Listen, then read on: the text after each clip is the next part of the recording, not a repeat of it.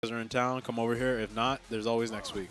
But this week is very special because in T-minus 4 days, the great old Jack-o'-lantern Nicholas will be coming down the nearest scary chimney. Anyway, we're into a fight. Luke versus Kimberly. We're already back in.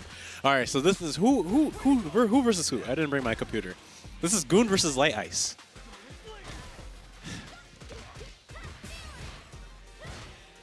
Seems that Light Ice is now playing Kimberly, which is actually a pretty weird thing. I've seen Goon. I know Goon. He plays Luke, I'm pretty sure. Well, obviously, he's playing Luke right now. But yeah, you get what I'm saying. Ideally speaking. Is that Gavin? Oh yeah, that is Gavin. Oh wait, commentary Gavin? Oh, I saw him do like a little sprint before he came up here. All right, so this is Gavin right here. I've been trying to get on with Kev for like the last month. I'm finally here. And what better match to call than Goon and Light Ice? There's nothing like just walking up and commentating a potential Light Ice loss.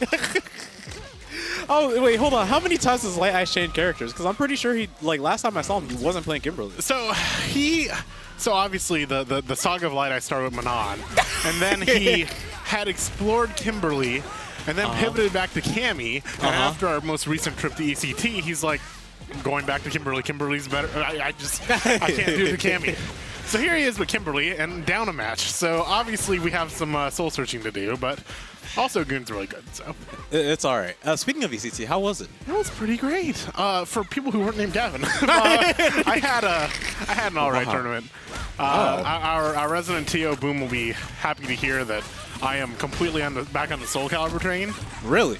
I used to play a lot of it, and then I was like, there's Soul Calibur 2 bracket. I'll just join for fun. I just like cooked. So. Oh yeah, by the way, if you guys are looking for Soul Calibur games, Boominati is always looking forward to other people looking into the Soul Calibur games. I'll go and say hi to him before the end of the night.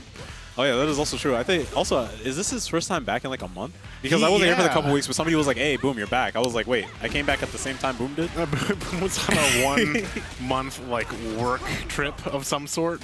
I couldn't imagine being away from home for a full week, much less a month. Hey man, you can't imagine being down 1-0 against Goon himself. But hey, we're already here.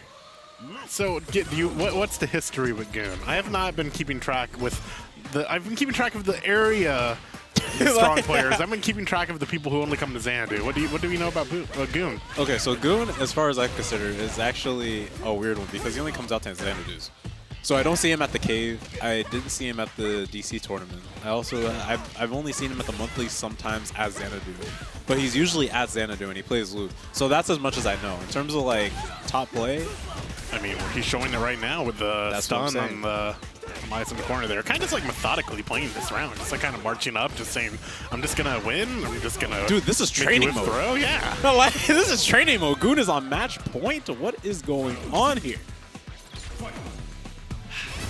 But yeah, aside from that, we are seeing a Goon masterclass. No. You are reaching and Goon is teaching. Yeah, Light Ice went for just ground to grab twice in a row. Just not really, just mashing buttons, kind of.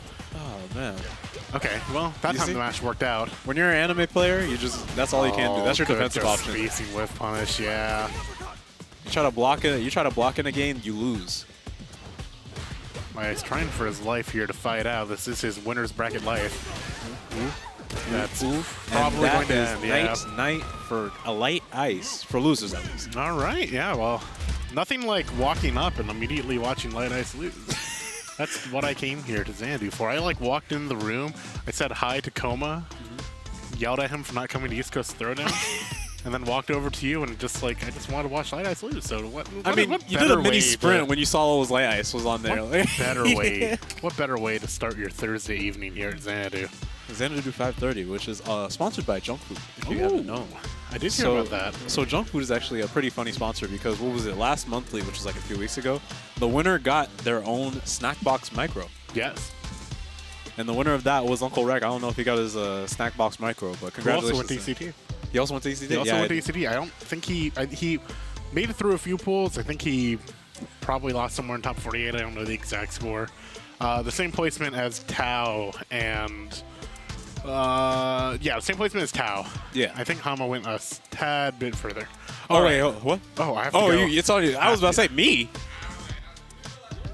I was wondering if Matt Kama wanted a chance to commentate too. I hear there's going to be a great match on stream if you stay tuned. Oh, yeah, this is. Oh, yeah. Speaking of which, Gavin is a Manon main. I've seen Gavin play Manon all the time. And his Manon is one of those, nasty. You really don't want to know what's going to happen next. But, you know, just like I was saying, you want to know what is happening next? All these monthlies that are coming up as Xanadu games. So Xanadu is a very premier place for people to come out every month. But if you want to come out every week, you have Smash on the other days, and then you have fighting games on a Thursday. So for the monthlies that are going to be happening right now, we recently just had one on the 8th for Bread and Butter Monthly. So I'm pretty sure the next monthly for Bread and Butter will be on November 18th. Start.gg/BNB. Xanadu Homecoming is on October 28th, so it is literally Sunday. And then Xanadu Legends will be happening on December 2nd. What? It'll be happening on December 2nd. So no Xanadu Legends next month? We're all booked up for Xanadu Legends. Never mind. But we are not booked up for Bread and Butter and Homecoming. So if you are a Melee, or, I mean, if you are a Melee or if you are a Street Fighter fan, or a fighting game fan, come out to the other dates, November 18th and October 28th. Aside from that, November is not going to be too good for Smash. Well, actually, Smash doesn't even look it too hot anyway, because what is it? Sakurai said enough is enough. And what can you do? They said no more than 200 people can be there, and you can't do anything else. So to any of those who are playing Smash and they're looking for a new home, Street Fighter 6 is always looking for people. Speaking of which, we have Yiktubern versus Gavin 11. Is it X1? XI, yeah, Gavin 11. Just like Kevin 11. Ooh, okay. A little high, low mix up. This is what we live for. Manon. Ooh. Wow, okay. Ah. Ooh. All right, this is looking like a residential busting happening right here and now at Xanadu 530. Exclamation point bracket in chat, or if you are in chat right now, let me know. Other than that, there's a whole lot of things happening, and you need to stay tuned for all of them happening right now. This is a pretty short bracket today too, so it's like 10-man bracket. So compared to all the other times that we've seen Xanadu have like 26 or so like that, it's not this time around, but we'll be back to our former glory soon. Speaking of former glory, Yiktubern has the life lead, and Gavin wakes up with a level 2. But you have a drive impact for your trouble. Sadly, Yiktubern will be taking this round. What is the term that I'm looking for? Taking game 1? Yeah, taking game 1. Okay, cool. Yiktubern is taking game 1. I don't know what I was talking about, but I know what I'm talking about right now, which is Yiktubern taking this round convincingly.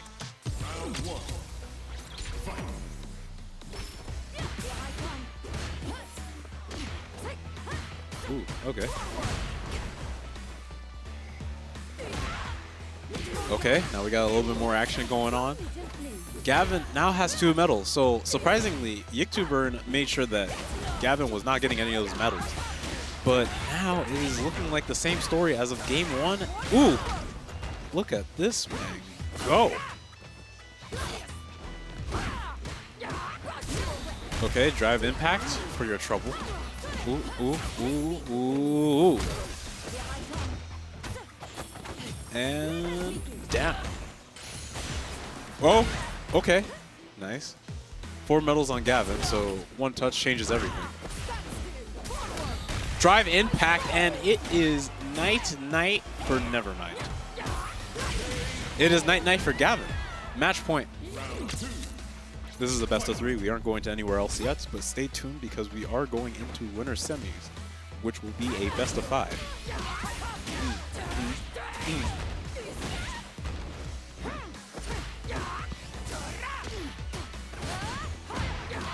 Oh. All right, now we have what we have here. A nice little super for your trouble, and that is going to be a sizable life lead. And what do we have here? Bow.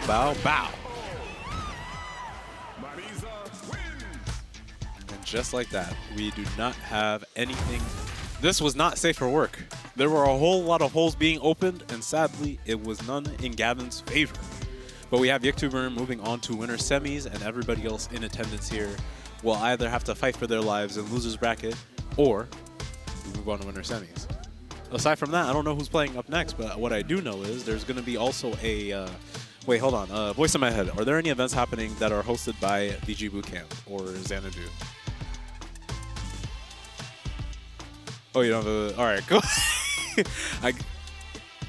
All right, so there is a speedrunning event happening soon. We don't know. I don't know the date, or the date hasn't been confirmed yet. But there's a speedrunning event. I just actually found out that Xanadu hosts their own speedrunning tournaments. So now that I know that there's a speedrunning event happening soon, I might be showing up to that. I might say screw MagFest. Screw MagFest, but I am going to MagFest anyway. But I'm gonna probably say screw MagFest and just go to the speedrunning event. Why go over to MagFest to watch speedrunning when I can go over here to my local Laurel racetrack and do that myself? Okay, so on November 5th, there will be a speedrunning event. If you are interested, please join us over here at Laurel Racetrack for that speedrunning event. If I'm not here for anywhere in the week, then I will be on the stream. And if there is no stream for VG Bootcamp, it's probably a stream for something else. It's probably going to be for like the ESA or something like that. You used to, oh, so the voice in my head just told me that he used to speedrun. And what games did you speedrun, voice in my head? What games did you speedrun?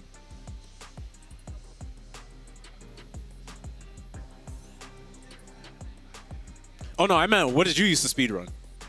Yeah. Oh no, this man was really. Whew.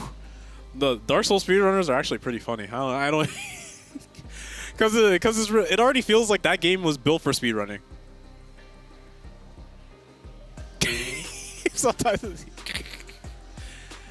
Oh man, I actually do miss Dark Souls. Elden Ring scratched the itch, but there's something gritty about Dark Souls. Like watching Elden Ring, it literally felt like I was in a fairy tale, which was the point. But I wanted one of those like Dark Souls-esque fairy tales where it wasn't really fairy. Speaking of fairy tales, we have Cornstar versus UncleWreck. Oh man.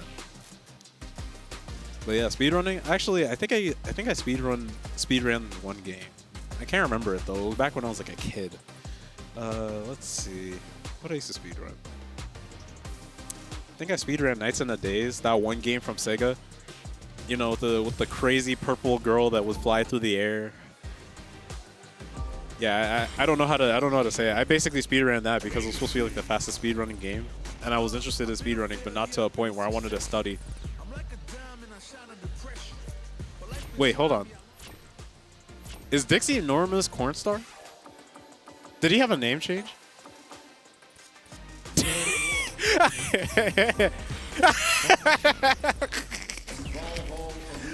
Oh man. So Dixie Normous is on stage right now against UncleWreck. And Dixie Normous will be playing who exactly? I'm pretty sure UncleWreck will be playing Manon. I see. So it seems that UncleWreck was playing, ended up playing Kimberly anyway at ECT. You already know how it went. It went up in flames. He got 49th though, so that's all good. But aside from that, oh, it's terrible. Either way, we have a Luke versus Manon. Typically, Luke would win the matchup, but this is UncleWreck we're talking about.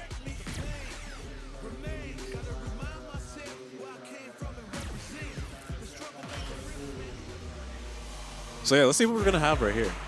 Xanadu 530. Exclamation point bracket in chat if you want to figure out who's gonna be here. I don't know. I'm stuttering a lot. It's been a while since I commentated, so I think a lot of streamlining my thoughts have just like died. Aside from that, Dixie will be leading us over to the pack of Lukes. Alex is Nasty is supposed to be here he is here today, but I think he's only playing MK. But aside from that, let me talk less about. What was I talking about? You want to know what? You don't know what I'm talking about? I'm talking about Luke versus Manon. Pink versus Pink. I am Ken versus I am Manoni. Manon Barbie. I said Manoni. I actually had a stroke when I said that.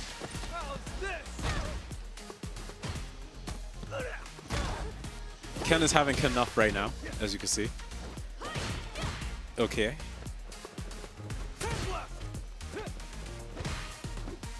So what are we gonna do here? All right, you're gonna make some work going. All right, you're gonna do a little grab.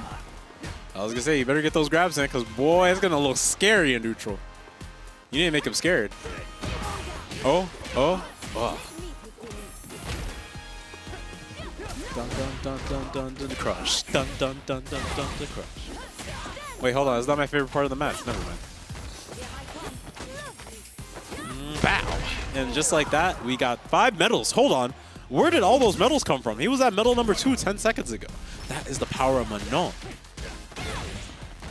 All right. Let's see what we're going to do here. All right. Now you're getting thrown around. You're getting tossed around like last week's salad. And just like that, do we have a perfect? Hold on, wait a minute, gentlemen, ladies, and gamers alike. I think we have a perfect. Never mind, I lied. We have a perfect. Never mind, we have a perfect. Never mind, I'm sorry. I was over here thinking that we didn't have a perfect, then the overhead hit. And Dixie Normous is moving straight back in to back. All right, let's see what we're gonna do here. Ooh, ooh, oh, okay. All right, make it, ooh, ooh, ooh, ooh. All right, what are we gonna do here? Ooh. All right, all right, all right, all right, all right, all right, all right, all right. Ooh, medal number 3.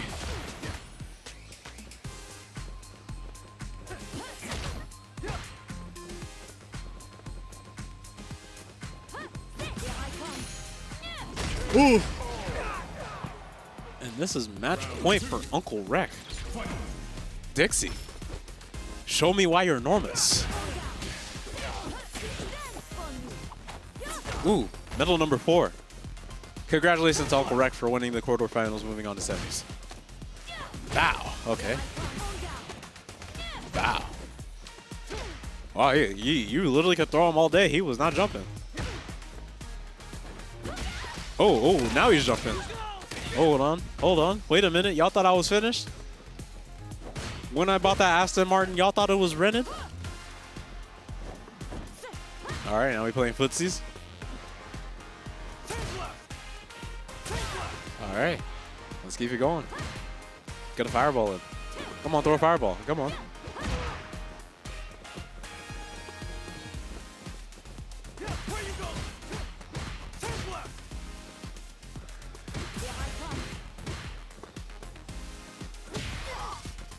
Okay.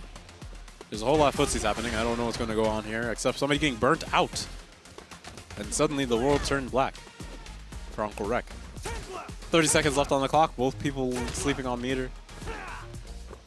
Me, personally, I would use my level 3 as fast as possible. I don't know who I'm talking to, but I know who I'm talking to. I'm talking to both of them.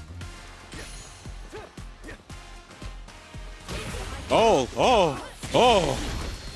And just like that, into the circus we go. And sadly, this is Dixie Normous' losers bracket run starting today. Now, UncleWreck will be moving on to losers semis. Now, I don't know who's in bracket. I said exclamation point bracket in the chat, and I will be abusing that option. But for the most part, we do have only 10 people here, as far as I said before.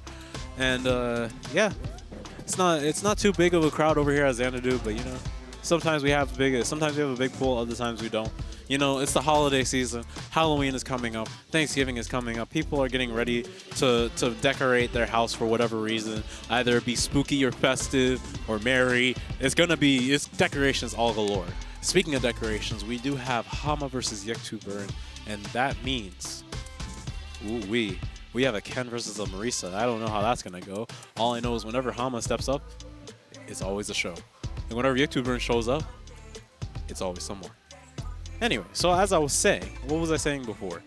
I was saying that there are a lot of events happening, and I've said this before. I've already said the monthlies, but I think you guys need to hear about this again, because Bread and Butter Monthly is one of those monthlies that you have to come out to. I know you guys are keyboard warriors, you stay at home, you do this, that, and the other, but what I am telling you right now is you guys need to come out to these events. Show us what you got. You guys can't be over here talking trash about the people who came out here to show you their skill.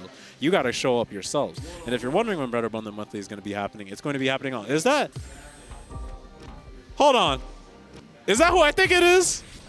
Is that who I think it is? It is who I think it is.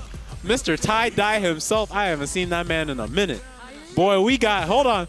Don't slow walk now. Come on. Come up stage. Come up on stage.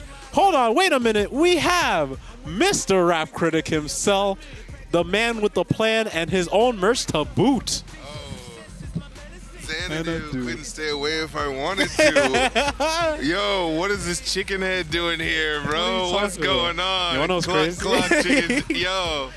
Chicken What's head. going on? Chicken. Chicken You head. wasn't that Barty song? What Barney song? It's a Cardi song where she's like, whoop, whoop, get some chicken, guap, guap, get some head or something like that. I'm thinking about Project Pat. Oh, Yeah, the original I don't know. 90s I don't know joint, Cardi. 90s You know, joint. all these new rappers. They They want be to. sampling the joint, so it's like, oh, yeah. Oh, me too, Mr. Me Too. You know, Mr. Me Too. Okay. But yeah, oh, how she dressed have you up been? for this occasion. How have you Look been? at that. I'm doing all right, man. Where was you? Where was your antennas last week when I was streaming there? Where was you at? And then I think it was the week before. Look. I'm the one showing up. I'm the brains in this outfit. Hey, man. Ooh. I am so sorry. Yeah, let's but- see what people are saying. Oh, they're saying bracket. They're saying that was brutal. They were talking about Yixu Burn because Yixu Burn is What laying down happened? the I missed whooping. the action. Do you not see what's happening right now? But yeah, Oh, yeah. I'm sorry, but I was actually gone for a while because I've been focusing more on making Look my at you. making my cash. You know, Trying to expand your brand, expand my Trying to brand. be a I have no brand professional without you, internet Rap. person. I have no brand without you. You What are you complete. talking about? What are we, Joker and Batman? Is that the outfit choice? I was thinking You're the chicken and I'm Colonel Sanders. I was thinking more like Dr. Evil from Austin Powers. You complete. You complete me. Yeah. What are you talking about? We barely even know each other, man. Remember Adobe Management South Central? Yeah, With yeah. that scene where it's like, it's like, man, all those years they had me locked up, caged like an animal. It's like, how come you never called me? It's like, brother, I don't know you. Oh, yeah. Yeah. Oh. But speaking of which, Hamma said you don't know me as he takes round number 2. Man, but yeah, You think you know me. But yeah, my bad. I should have told you. JPEG said, what? You think you know me? Yeah. Wait, JPEG? You mean JPEG Mafia? Yeah, Peggy. You know that sample that you think you know me? The chick that says that? He actually used it on what's the word? Scaring the Hoes. Yeah. Like- Of course. Of course. You wanna know what's crazy? I went to the concert. Did you go to the concert? Oh no, I ain't got bread like that, man. I can't be going to no music. See, that's the thing. I'm a music listener. I'm the listener to when the music is available to the people in the public for free. When I gotta go to a specific venue to give a cash out, that's when I clock out. That's when my wallet clocks out. Sorry, I'm rap critic, not rap fan. Well, I'm you know what I'm saying? I'm rap critic, not live music critic. You know what I'm saying? Like, look, it's still the same music, okay? And what really is different? Look, most of these rappers, it's not really worth it coming to their live show, okay? Can we just say it? No. It's not worth going to their live show. A lot of them. There's a lot of live dudes, but a lot of dudes is just rapping to their, backing track with no energy, okay? Let's call it what it is. I get what you mean. But the Scaring the Hoes tour was literally the best show I ever been to. Oh, no. I have no doubt those guys represent. I have no doubt those guys represent. As a matter of fact, you heard the luxury edition version. There was a couple of extra tracks. There was that one track. No. That jack is freaking awesome. Oh, man. What was it? Did you hear about Danny Brown's new album? It's coming out next month. Oh, snap. There's another one. I'm telling you, this man started another one. So glad because I heard the word was that he was retiring after the other one because he was like, I'm trying to get clean, I'm glad he still wants to make music. My problem with it is that last album that he did before JPEG, it wasn't really popping like that. It was the what do you know or something like that. Because I know he did. Okay, so my personal, journey with him is that I can never get over that voice at first. It just annoyed the crap out of me. And then one day, I don't know what happened. I just got away from him, and then I came back to him, and then I was like, you know what? I think I'm actually feeling this now. And then it was right around the time Atrocity Exhibition came out, and I was like, whoa, this album is absolutely incredible. And then after that, he must have got clean or something happened.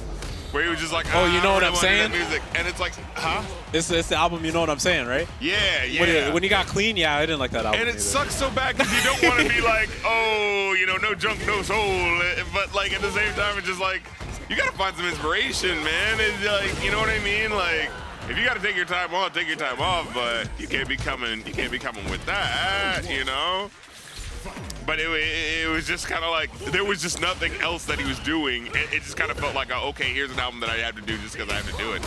And what I like about the JPEG albums is that it felt genuinely inspired. And, you know, me, like, I mean, at the end of the day, like, you know, I'm not these rappers' friends, man. You know, it's not my job to be like your friend or whatever. It's my job to tell the people when the good music is. You know, you know what I'm saying? I'm the music journalist here to tell the people when the good music is on the horizon. You feel me? Right. So, like, you know, if you're going through what you're going through, like, hey, look, I'm sorry, and it's tough, and I definitely wish you, as a human being, one to another, you know, good luck on your personal journey. But as a someone with a job, whose job is to tell people what's hot, look, I can't be telling people to check out some mid music just because you're going through something. You know what I mean? Like, I got to be honest with the people. That's what I'm saying. I mean, everybody got to eat out here, just like Hamma at Match Point. Yeah, but you gotta understand that if you're not making the music, what's the point? Yeah, exactly. Like I said, if you went clean and you were able to still come up with something because you found a new inspiration, then all power to it. Like I said, with the JPEG album, it seems like he, you know, someone was able to knock some new wind into him, you know what I'm saying? So I really do want to hear what's coming next with that album. And I hope he does stay clean as well, like, you know. Because I don't think it's fair to be like, no, you have to be on drugs or else we don't like you. Because that's toxic, you know what I mean? We're off that. That's the 90s. Like, we don't do that anymore, you know? Like, but at the same time, it's like, okay, but what are you going to do? You still have to be like, you know, come up with a story or something, you know? Anyway, we was talking all through that. He got those wins like it was nothing. Hey, man, this is just how it is. Look, the scoreboard tells the tale. And sadly, this will be another Xanadu where YouTuber has to go into losers. But this is another Xanadu that I have the rap critic with me. You wanna know what's crazy? I'm just remembering that it's Halloween and that's why you have to. I was just like, because when I walked in, I was like, what type of, you know, hotel overlooked stuff is happening right now? Why is you can't see me, but you can see the chicken head popping up. It was so weird. I couldn't see what it was. It looked like it was like a hat. Like, it looked like a dunce cap, but it was really intricate. And I was like, what is that? So when you looked over at me, I was like, I don't know what's happening right now. I don't know how to react to what's happening. Oh, man, I thought I was going to have a normal day. Meanwhile, I get the freaking The Shining scene where the dog looks up, you know, and looks over. It's happening to me while I'm walking in. I'm like, is everything okay right now? Oh, buddy. You want to know what's crazy? I actually wanted to put the mask on fully, but my headset wouldn't fit. So I just said, you know, that was the ticker because I wear this all the time. And the funniest part is I wear this because it would have been too much trouble to have to. Yeah. This is my usual costume every Halloween or every time I go to like MagFest or like whatever convention. Because what's the word? Have you played Hotline Miami? What? Hotline Miami. Nah, what is that? Okay, so Hotline Miami is like this like. Oh, Hotline Miami. Hotline Miami. I haven't played, but I know what it is. Oh, you know what it is? Cool. So I had this chicken head, and I had the jacket, but I lost it. So I was actually going to get the jacket before Halloween, but I didn't have enough money, so I said, you know what? I'm gonna just still keep the chicken head. Yeah, I think that's good enough. Yeah, I think that's pretty sufficient. That's way better than most people. It's literally what I'm looking at right now as I'm like, as we're you can't escape. Yeah, like my eyes are just moving to that chicken head. You're trying to look at the camera, but then you're just like, it's like a symbiote, like, you know, trying to take over my head. Every other, like, it's like Ray J, like, you know, during that one reality TV show where every time he would say something, camera would pan and then his hat would be in a different direction. I ain't watched no show with Ray J. I don't know what you're talking about. You don't know Ray J? Now, I know who you're talking about, but I don't know what specific thing you're referencing because once it gets to reality TV, like remember that reality TV moment? I was like, I start checking out because like I'm not awash of what the reality TV sludge is. You know what it was? For me, it started and ended with. I think I watched a couple of like me and my family would watch a couple of the reality shows like Wife Swap. I think me and my sister used to watch Eliminate and Fifth Wheel. We used to watch those type of reality shows where it's like, I could escape them. You know what I'm saying? Third Wheel, Eliminate. Remember those? But I kind of fell off because like it kind of gets contrived and you can tell when it's fake. I've kind of gotten into it recently because I've been watching the Is It Cake show. That show is actually really fun when there's like you know, something that's really creative and like involves creativity, like that's when I can get into it. So like, is it cake, or there was a other show, something about like designs that you can do with like people's bodies and stuff like that, like body design, something like that. That was a really tight show. But yeah, like I usually don't mess with reality shows unless it's like a cool competitive sort of thing. Cause like most of the time it's like, oh, a bunch of people screaming at each other and no one really wins anything. It's just the human condition of people being irrationally angry because a camera is pointed at them, so they got to do something. You know what I mean? Like, and that's the state of just like content creation in general. Because most of the time, whenever I see people, they just don't like. They're not. It's not that they're creative. Wait, what? Handle with care, fragile. What are you trying to say? Are you trying to say I'm a wuss? Yeah. Like, you know what? I'm gonna wear it anyway. Oh, not on that. I love how you're still looking at my come back, viewers. At first you were looking on this screen, now you're looking on the other. Yeah. Like, man, you can't Now escape I it. especially want to look. All right, we gotta commentate on this fight, right? All right. So let's see. You know, it's kind of crazy too, because at first people were just like, oh, you know, like your commentary is like all over the place. And it's just like whatever. Now it's just our thing. UncleWreck back in effect. Wait, this is UncleWreck playing? I didn't even realize. 1, 2, 3. I didn't even realize. I went this whole game thinking that this was an UncleWreck, and I was like, wait a minute. UncleWreck. Rex is in effect, baby. Ooh, shake, baby, 1, 2, 3. He trying to make Goon his nephew. Look at him. Shake, baby, 1. Ooh. He tried to charge back, but to no avail. Oh, but he got something. Charging up against the map. Boom. Ooh, whiff drive impact. Okay, what is going on here? Trying to charge forward. The block's in the right places, though. Blocked in all the right places. Sounds like me on a Thursday night on Tinder.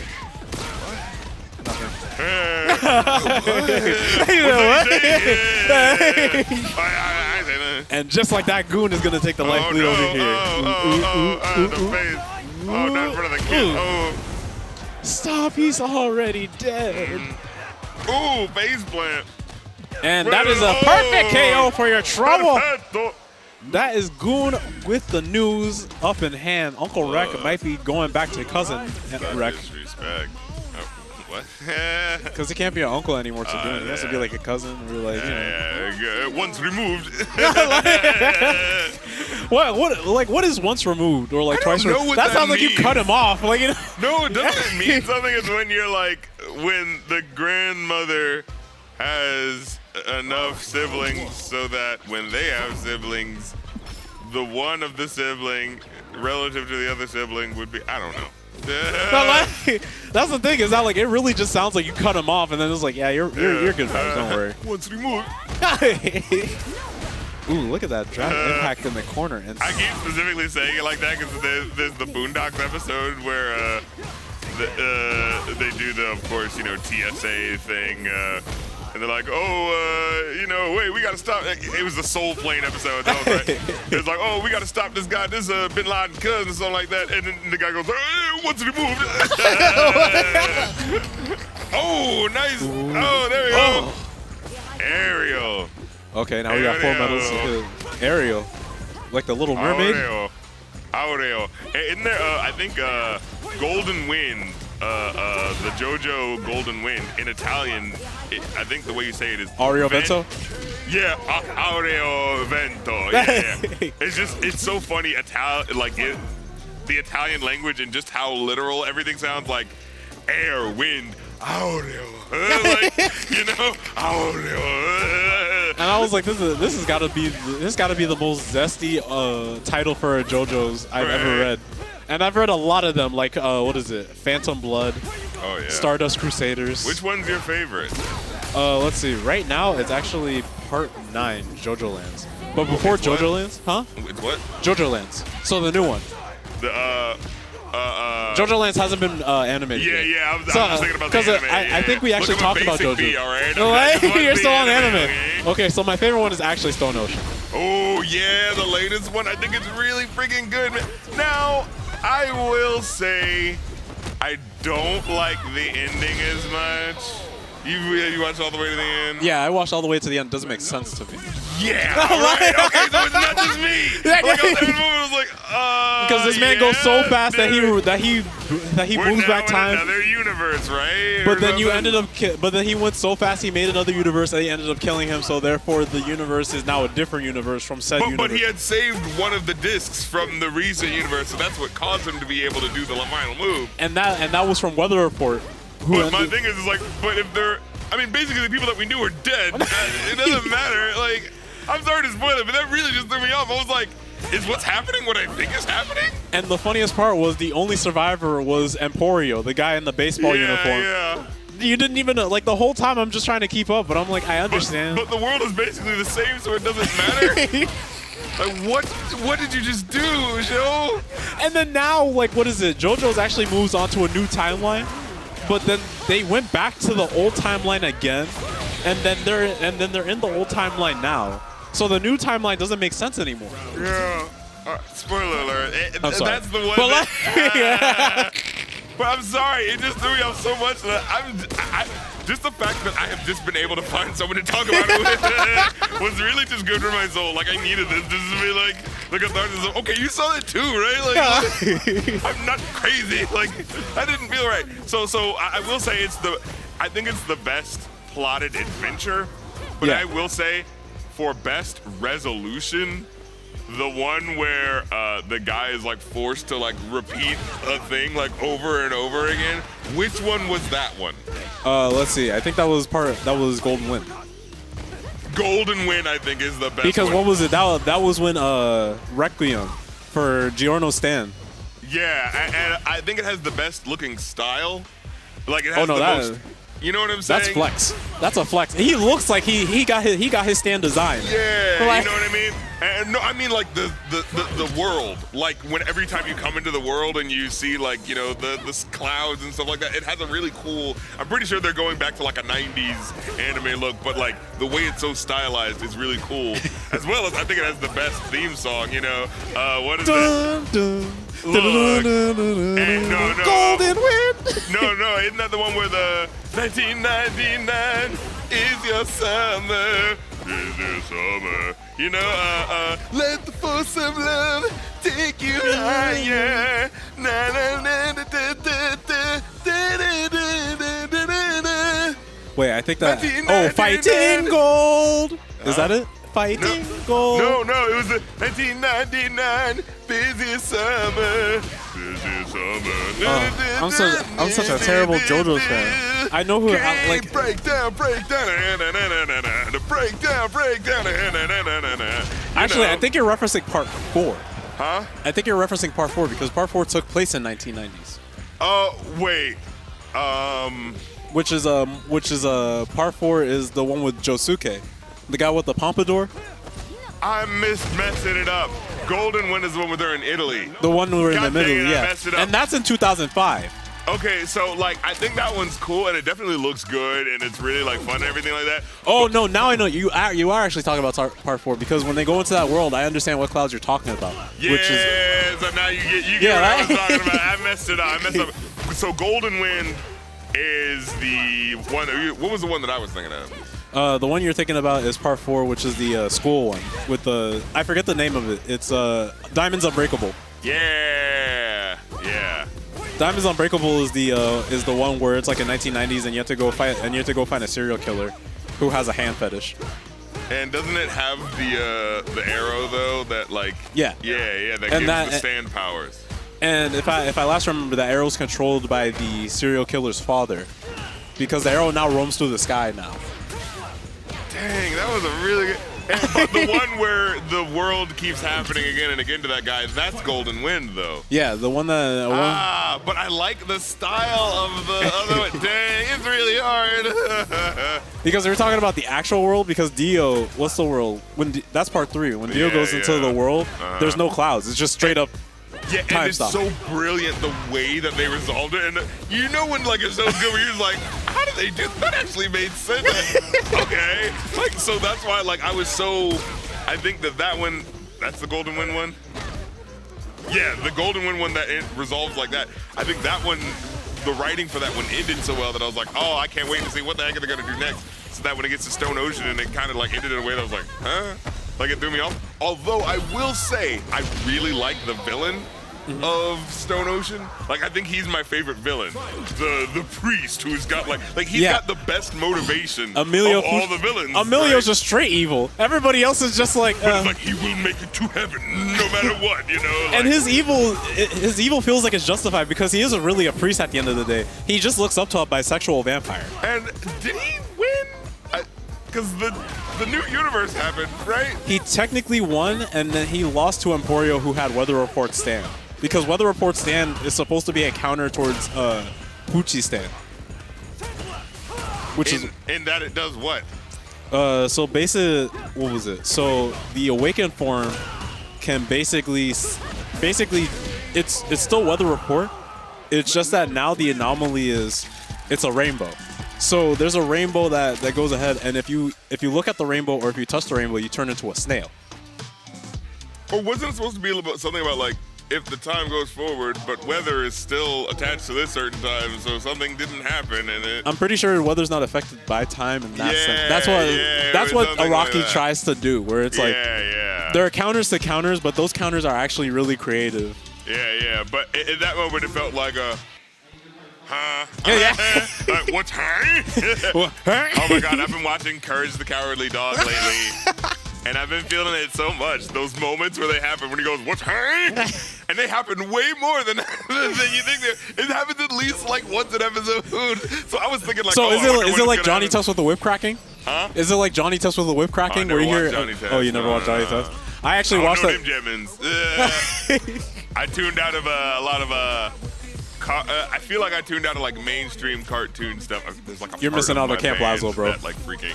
Camp Lazlo was peak. But let me see. When did I tune now? I probably tuned in like 2003. So like Ed, and Eddie, right? So you missed out on the Cartoon Network universe where they had all those people in the city doing like regular city stuff? Yeah. When you saw Samurai Jack at the laundromat? No, I think I saw that, but then that was like right at the end. Right there. After that, it was all music videos for me. I think I just watched music videos all day. That was pretty much it. Yeah. It was like I watched cartoons, and then I'm too old for cartoons. Then I watched music videos, and then I got to college, and then I started watching cartoons again. Because you were like, time is slipping away from me. Exactly. Yeah. It's falling away from me. Falling away from me. Beating me down. Beating me down. Down into the ground. Healing the sound. Anyone getting this reference? All right. I'm actually. I thought it was appropriate because beating people down, street is a fighting game. All right. What is it, Streets of Rage? Come on, old man, get with the times. It's Street Fighter 6. Speaking of actually music, so what are you into now? Like before I left. What am I bumping in the whip? Yeah, what are you bumping in the whip, big bro? What are you doing? Let me see. Because last time it was 80s. Okay. So actually, it's funny that you asked. I'm actually very glad that you asked that. Because tomorrow, YouTube.com/rapcritic. That's right, indeed. 4:30 p.m. on Friday, I will be playing not only the absolute best of hip hop this month. Really? In October, yes indeed. I like doing that every now and then, you know what I'm saying? I listen through to, the dopest joints from the past month, and, sometimes a little bit before just to be like, because sometimes those joints that's like don't really catch. You don't want to be one of those old heads. Yeah, exactly. No, look, I'm trying to be the person, I'm like, just to give you my philosophy, you know what I'm saying? There's been good music and there's been bad music, and there's always going to be good music and bad music. In fact, there's mostly bad music, and it's always kind of been that way. That's literally people act like the 90s. There was not a single song. It was a lot of bad crap, but a lot of good stuff that really got to come out, in a clumped amount of time that really overplays in people's minds. You feel me? So it's not that there wasn't bad stuff or like whack stuff. It's just we don't need to remember it. Yeah. But the bad stuff that's happening right now, well, we remember it because it's happening right now. You know what I'm saying? So that's what that's all about. And also people do it for reaction. On the skin. That's what I'm saying. He about to have calluses out the wazoo. If he even has underneath his foot, like how can you fight anymore? I'd be like, god dang, I can't. I'd be like, time out. Yeah, I can't even walk anymore. I'm crawling to my car. That would suck so bad. Dude, that's not fair. You scrape my foot against the concrete, I'm calling the police. You are not to be messed with. Like, dude, disqualified. There's just some things in a street fight you just can't do. Like, you know what? There's Like, some things in a street fight that you just don't do. You can throw fireballs at me. You don't scrape my foot. Like, I just can't stand under that. That's bullcrap. like, after that, you literally can't stand because you're over here just like, man, you gotta walk to your car on your heels. Is there anybody who can walk on their heels? I feel like you just I gotta fall. get freaking crutches. Like, That don't look cool. What were we talking about, though? we were talking about how at 4:30 tomorrow, youtube.com/rap critic, you're gonna be listening to all the new favorites, the Hot 100s. Print, the absolute best of hip hop from this past month. That's what I like to do. You know what I'm saying? I like to make my own personal MTV. You feel me? You know what I'm saying? Playing what I feel is the dopest joints we got. We're gonna of course, we're gonna have joints from the typical hot MCs that everybody like. But we trying to show some love to the new cast, the cast that don't get as much love. We got a joint from Lola Brooke that I did not even see getting love on the new hip hop tab when I go to the You want to know what's crazy? I didn't even know Lola Brooke dropped. Yeah, man, she got a new joint that dropped, and it was with French Montana, and it was actually pretty good. Like, that's what threw me off. I was like, wait, what? Oh, okay. Usually with a song with the French Montana, you just like, man, I'm always kind of like, okay, I was in French Montana, but like, it's either that or somebody's carrying him fully. Like, you know, Unforgettable by you know that. What I'm talking about, that was Sway Lee all day. Whatever other joint you can think of, all the way up, he was not what you came there for. You feel me? So, with this one, I was like, all right, Lola Brooke, let's see what you're working with. But it actually kind of came through, and French Montana wasn't too bad either. He had a couple of lines, so I was like, okay, I guess I'll play it then. Look, I'm a simple man, all right? If it's dope, I'll play it. I ain't no person who's like, oh no, because I don't like you make me free. Like, no, if it's dope, we play it. You know what I'm saying? It's just about like how dope it is, and you know what I'm saying, the degree to which, you feel me? So we had to throw that in there. We playing, you know what I'm saying, new cats, playing the expected. And, we playing all over your map, man. Like, we going everywhere. I think we got a French MC that we're going to be throwing on, man. It actually was a cat that we interviewed for a podcast. Yeah, because my podcast host, Muse, put me onto them. And then they put out a joint, like, after we did the interview, we were like, hey, this person got a new album, and then they did something else that they put out, and I was like, oh crap, what's this? Now you gotta keep up. Yeah, now I'm like, well, I just interviewed you, you didn't tell me nothing? Yeah, exactly. I was like, well, this is also good. All right, now I guess I just have to keep up with this person now, So, look, we just trying to expose you to, the new classics. You feel me? So come through 4:30 tomorrow. We're gonna be playing the absolute best of October Hip Hop 2023, as well as someone put in a request for a MC 900 Foot Jesus album. And yes, you heard that correctly, MC 900 Foot Jesus. They had a song. No, I have to show up. Yeah. So they had an album, and someone made a request because someone was going to request. A friend of mine was going to request the Baby Shark Halloween album as a very funny gag. But someone came through, blessed this fan's heart, and requested something else instead. So now we're going to be listening to, oh, Jesus Christ, it hurts every time to see it. MC 900 Foot Jesuses. Oh, look at it.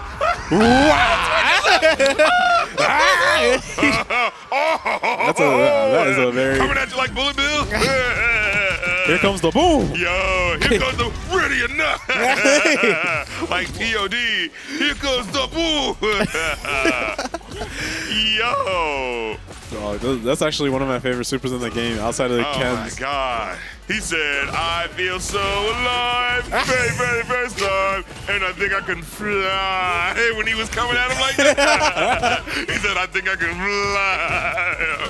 Honestly, when you were saying those last couple verses, it actually reminded me of Sum 41. I'm not even gonna hold you. What? What are you Sum talking 41.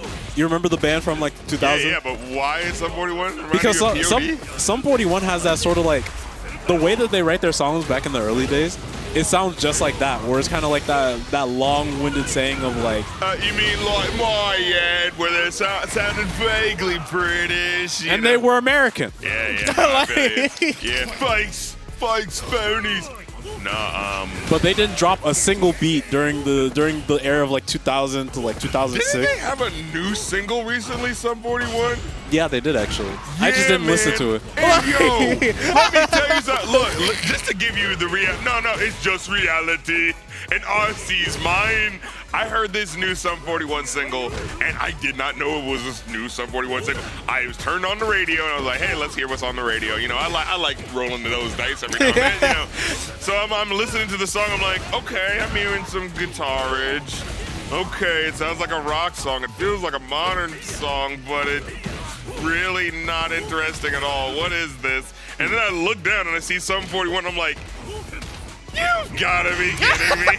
I was like, I thought it was like some whack or new band trying to bring it back, trying to take it back to the rock. And then I see it's the originators trying to bring it back to them, and I'm like, nah, son, you gotta rock a little harder than that, son. You can't come back here. You gotta hit us with at least what was that, Joy? I can move mountains, I can work a miracle. I'll keep you like an oath. Ain't nothing but death do us part.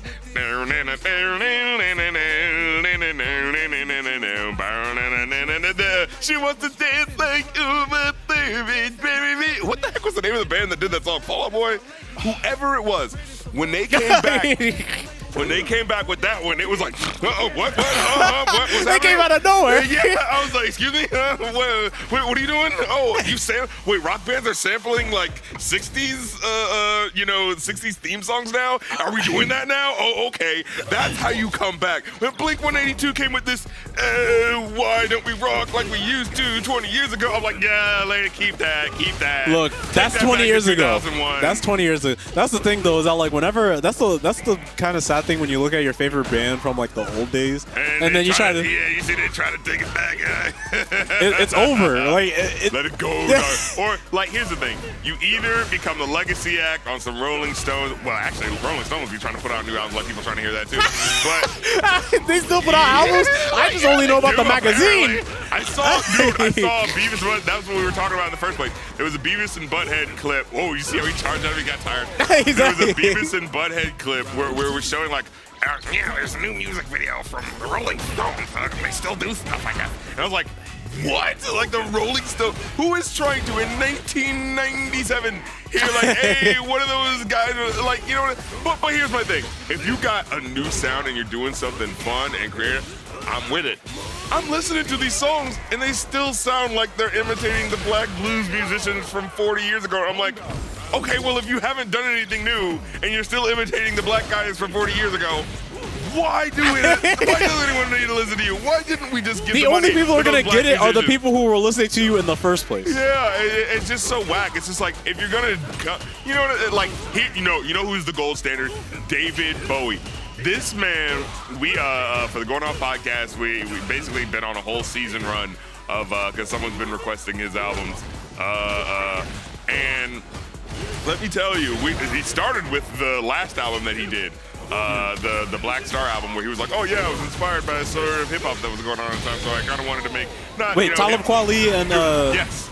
David Bowie was inspired by the Black Star album by Mos Def. I had to think about it. I was like, wait, Black Star? Yeah, he was like, oh yeah, I was inspired by the hip hop of, the 90s and thought it was really dope, so I wanted to do something, but, my own sort of style, And so it'd just be like, and when you listen to the album, it does not sound like Black Star at all. So you're just like, how did your brain hear this and then come up with this, but it's still its own thing, but is that, like, what? David Bowie, and this is the last album right before he died. So, like, he's still got more creativity in his dying, like, left thumb than anyone's got on the game. And like, that's what I'm talking about when you're like, okay, that's an artist right there. Even though you're still an old man, you still got more to give because you still, you know what I'm saying? You still got some ideas going, rattling around your brain. I'm not trying to hear the Rolling Stones come up with the 40th Give Me Shelter or whatever the heck. You know what I'm saying?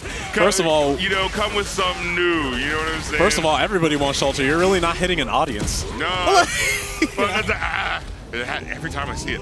I'm not saying. We need to go that. And I think I can fly. Biddy gave him that action.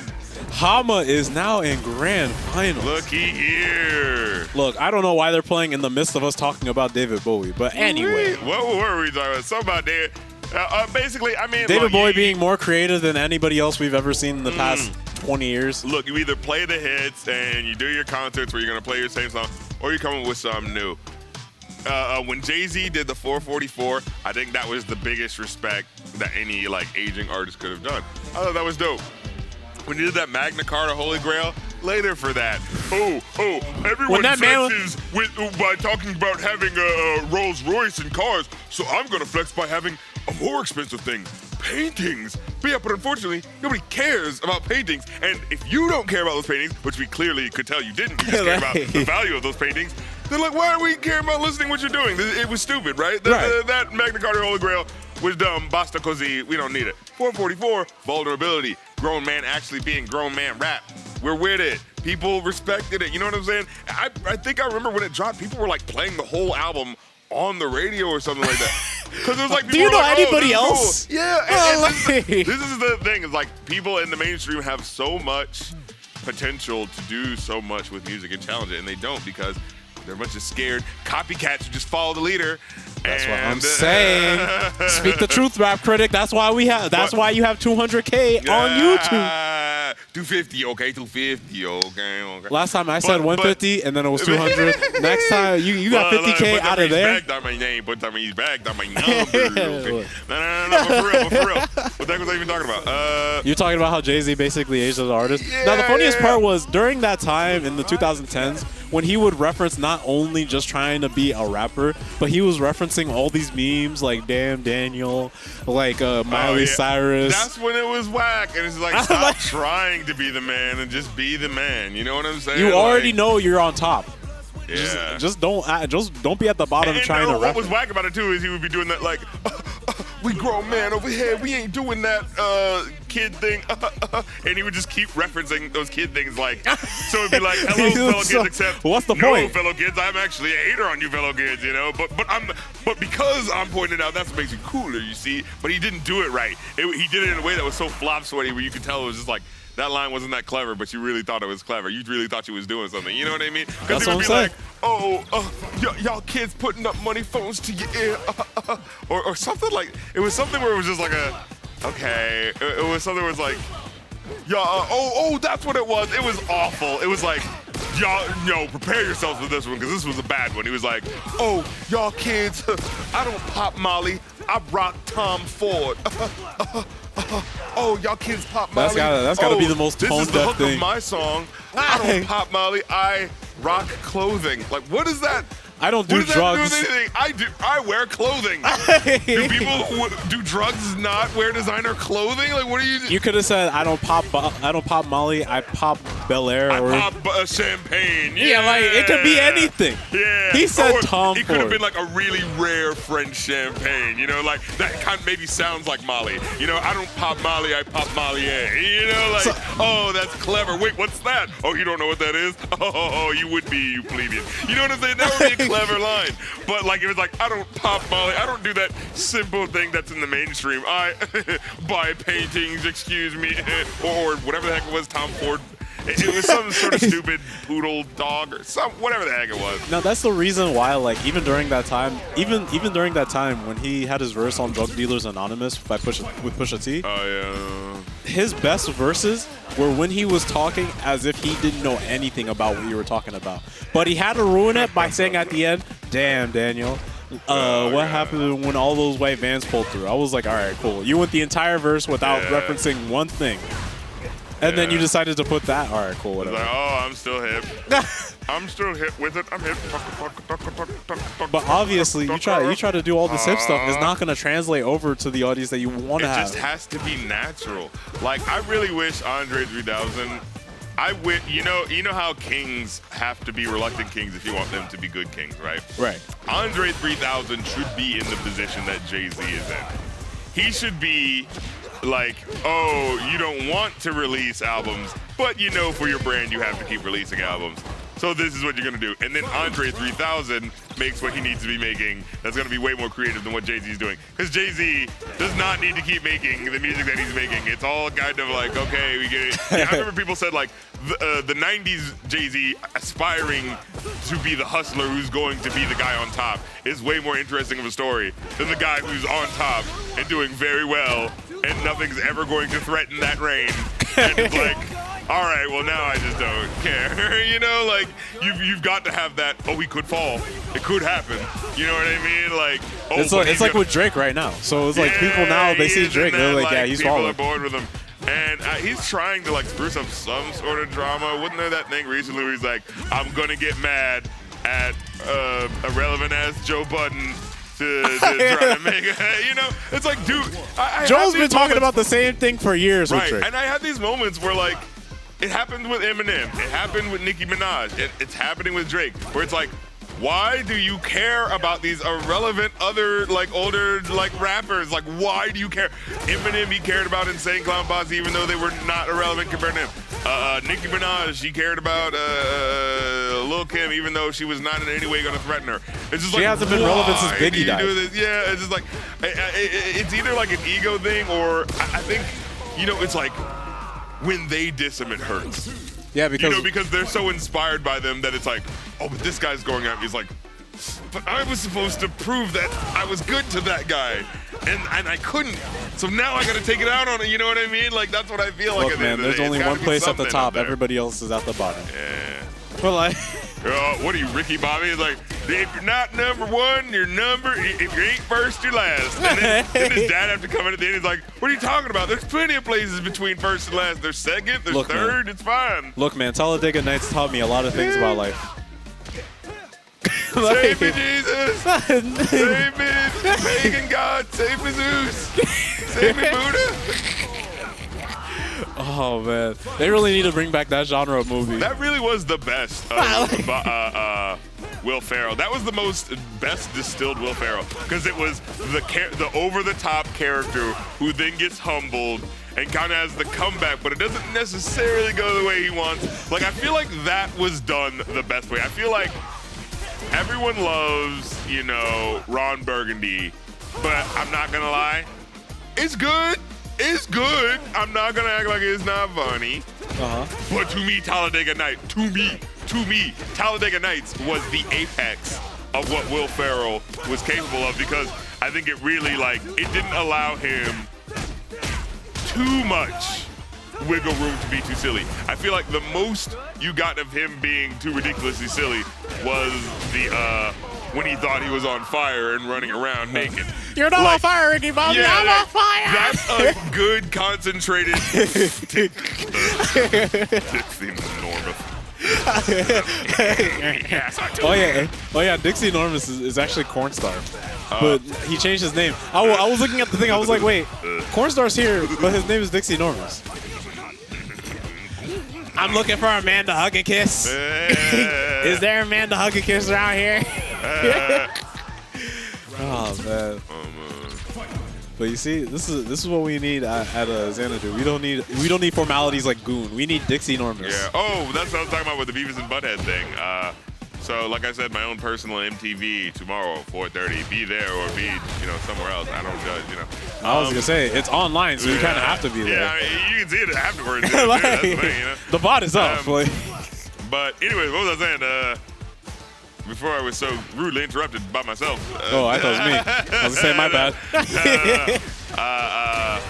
But oh yeah, I'm gonna be listening not only the absolute best of October Hip Hop 2023, which I love doing. You know, I love listening through and being like, man, what's the really dope stuff, man? Come on with this. You know, let's really talk about the best. You know what I'm saying? We're gonna have the discussion while the music's coming out. Boom, let's have it. You know, so I enjoy that. As well, we're gonna be going through. Oh yeah, because someone requested it. The album from MC 900 Foot Jesus. What an incredible name.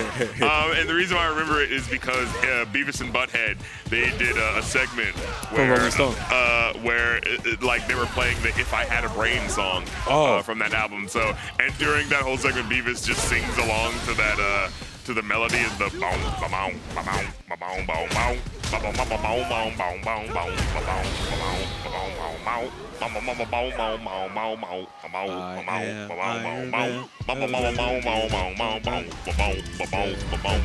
Sorry. I was like, no, keep going. Don't worry, we're all friends here. Finally got my ish together. It's a pretty fun song.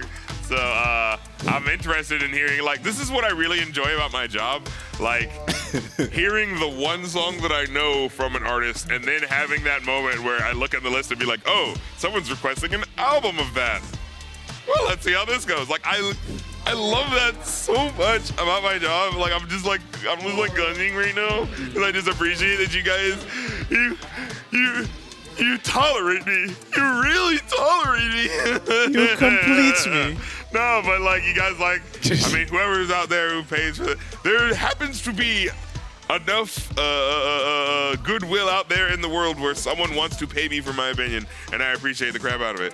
But I especially like love that moment of like, you know, just like listening to an artist that I've listened to just like one or two songs and then being like that, no, what is the rest of their stuff? Like, let's actually take a listen. Like, I love having that moment, you know, so keep them coming.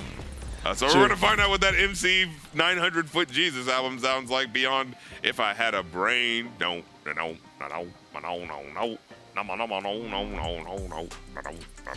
So wait, so this is what your schedule is going to be looking like tomorrow. So you're going to be listening to the hottest hits of October for hip hop. Yeah, and then you're also going to be listening to MC 900 Foot Jesus. Yes, indeed. Yes, which will then transpire into what the song might sound like in my head.